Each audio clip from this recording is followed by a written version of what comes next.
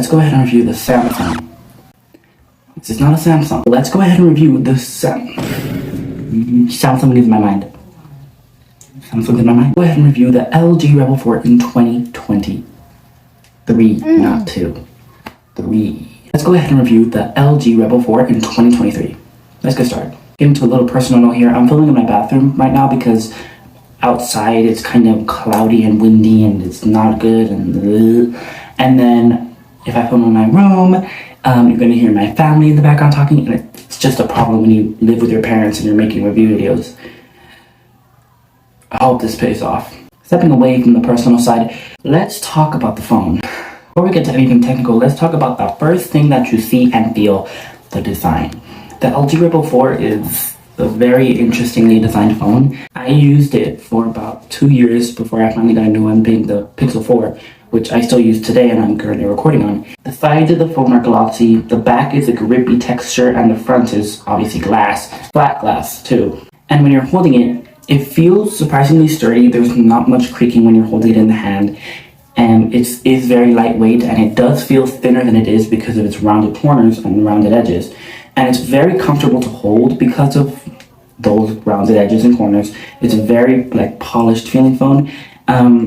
And one of the first things that you'll notice is that on the back of the phone there is a circle. Most people assume that it is a fingerprint scanner, but you would be wrong. It looks like a fingerprint scanner, and trust me, when I first got it, I thought it was a fingerprint scanner, but it is not. It is actually a power button. Very weird decision to put the power button there, not the volume buttons like LG has done for many other phones. But yeah, the power button is here, and the volume buttons are on the left side of the device, just sitting separated from the back. I have no idea. I don't know why they chose to do this, but it just feels good and solid in the hand for being a completely plastic phone, entirely made of plastic. The screen is made of glass, but the back is entirely made of plastic, and it feels better than you'd expect. You hear plastic and you think it feels terrible, but it doesn't actually feel that bad. Now, another thing that you'll notice when you first pick up this phone is the screen, because obviously if you're gonna pick it up, you're gonna turn on the screen. And the first thing that you'll notice, sadly, is the bezels, because this phone has some thick bezels. That is what hits you in the face when you first turn on the screen. This screen has some big bezels on the top and the bottom. The side bezels, they're there, and I've seen thicker side bezels, but they could have been thinner. And this is a very confusing thing for me, because why did LG decide to go with these big old bezels instead of chop them off like Samsung did with their S4? With the S4, they actually had to put some physical keys down there, so they didn't have the bezels fully chopped off, but they had them very shaved down. And even though that phone has a 5-inch display just like this one, it feels much smaller in the hand because of how small the S4 is. And I forgot to mention too that this phone is slightly bigger than you'd expect because of its very thick bezels. And it looks bigger too, even though it only has a 5-inch display, it looks bigger than it is. And I don't know what it is, it just tricks your mind and thinks it's a bigger phone. It's a medium-sized phone, even though it only has a 5-inch display. And I'm going to assume that it's because it has pretty thick bezels. So yeah, that's the first impressions you get when you first hold the phone. You get the impression of the bezels, you get the impression of the back, this really nice texture that I really like, by the way, because it's very grippy. One problem that I'm seeing with this back is that it is very easy to scratch. I was using it, and when I basically, a week after I got it, I put it down on a brick pedestal, and I know that sounds like a worst case scenario, but that's what happened, and the back immediately scratched.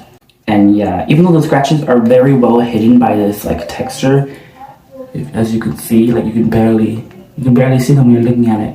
Let's get to the second thing that you'll see when you immediately turn on the phone is the software. Now, LG has always been known for having very kiddish, very childish, very colorful software skins, and for this phone, it is no different. The software skin on this phone is very colorful, very bright, very exciting looking. It looks very fun. Personally, I like it. I mean, some of their older phones had horrible software skins, but this phone has a pretty nice software skin. I liked the direction that LG was going in before LG Mobile stopped being a thing, which I'm still very sad about. I want to know that this phone, because of its age, it came out in 2019, it came with Android 8.0 Oreo, and I think mine is updated to Android 8.1 Oreo, but it's not going to get any more updates. Or even though Oreo, I think, might be still supported, I think it's still supported. I'll probably put some words on the screen saying if it's not, or if it is. I feel like it is. The third thing that you'll notice on this phone immediately, the second you turn it on and start using that software that I was just talking about, it's speed. You'll notice that this phone isn't actually very laggy because it uses a Qualcomm processor. Most Qualcomm processors are really good. You can't immediately assume that because it's a Qualcomm processor, it's going to be the most fastest phone in the world, because it definitely isn't. But it is very surprisingly quick.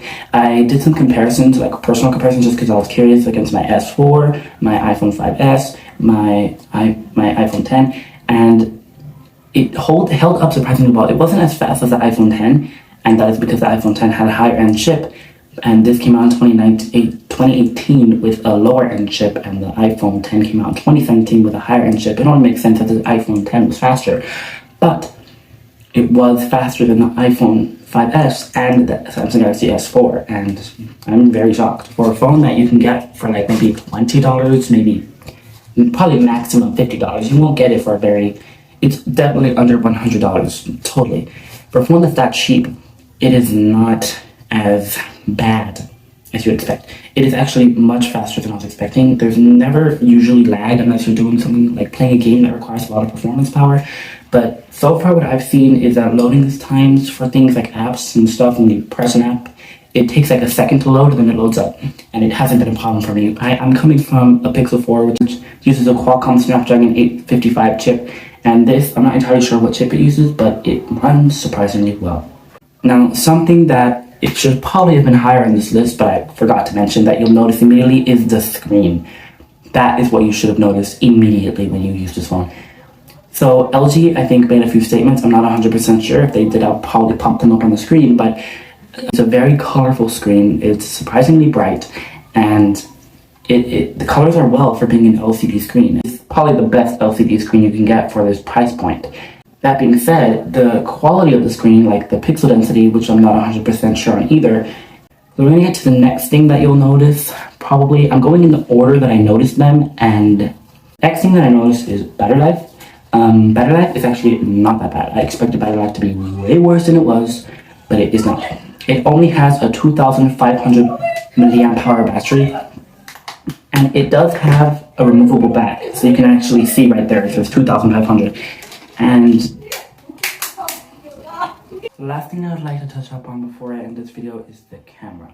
I didn't really use the camera because I don't like taking pictures normally, which is ironic because I'm recording, but the camera is an 8 megapixel sensor and it takes surprisingly good photos. Like, I compared it against my Galaxy S4, which has a 13 megapixel sensor, and it is not a fair comparison. This thing beats the Galaxy S4 by a landslide.